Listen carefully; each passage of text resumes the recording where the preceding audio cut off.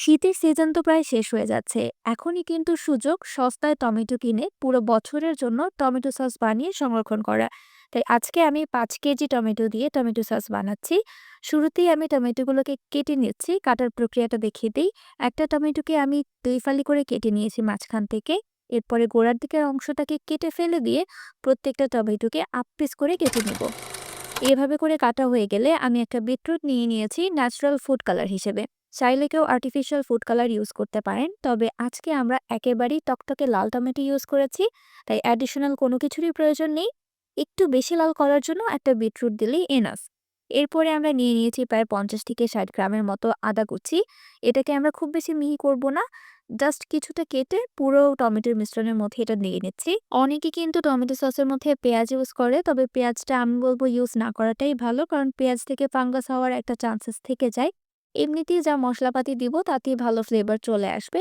আর এখানে আমি বড় ২ টা রসুনের কোয়া ইউজ করেছি, আর এখানে ১২ থেকে ১৫ টার মতো শুকনা লাল মরিচ আছে। এখন আমি একটা বড় হাঁড়ির মধ্যে একে একে সমস্ত টমেটোগুলোকে দিয়ে নিচ্ছি এবং ঢাকনা দিয়ে ঢেকে দিতে হবে এই সবকিছুকে। তার আগে এখানে সিদ্ধ হতে সাহায্য করবে লবণ, তাই পরিমাণ মতো লবণ দিয়ে দিলাম। এখন ঢাকনা দিয়ে ঢেকে প্রায় ২০ থেকে ২৫ মিনিটের মতো সিদ্ধ করলেই হয়ে যাবে। এখানে আমরা কোনো পানি দেব না। তারপরে আমরা এটাকে চুলা থেকে নামিয়ে নিব সফট হয়ে গেলে, অ্যান্ড দেন এটাকে ঠান্ডা করে ব্লেন্ডারে নিয়ে অল্প অল্প করে ব্লেন্ড করে নিব। একটা মিহি ব্লেন্ড আমরা করে নিব। তবে অতিরিক্ত ব্লেন্ড করা যাবে না, সেক্ষেত্রে টমেটোর বিচিগুলোও ব্লেন্ড হয়ে গিয়ে টমেটোর কালারটা নষ্ট হয়ে যেতে পারে। ব্লেন্ড করা হয়ে গেলে একটা স্ট্রেইনারে নিয়ে খুব ভালোভাবে আমরা সবকিছুকে স্ট্রেইন করে নিব।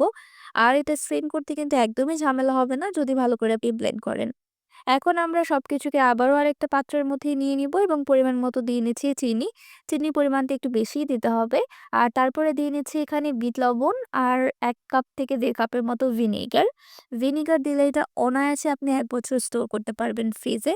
তারপরে এখানে দিয়ে দিচ্ছি গোলমরিচের গুঁড়া। আমি কালোটা দিয়েছি, আপনারা সাদাটাও ইউজ করতে পারেন। প্রায় ৩০ মিনিটের মতো জাল করে সমস্ত পানিটা শুকিয়ে নিলেই কিন্তু একটা ঘন মিশ্রণ হয়ে যাবে। একটা বাটির মধ্যে নিয়ে চেক করে দেখবেন মাঝখান থেকে টানলে যদি সেপারেট হয়ে যায় তাহলে আপনার টমেটো সসটা একদমই রেডি। আর এভাবে কাঁচের বয়ামে করে কিন্তু আপনারা স্টোর করতে পারবেন প্রায় ১ বছরের মতো।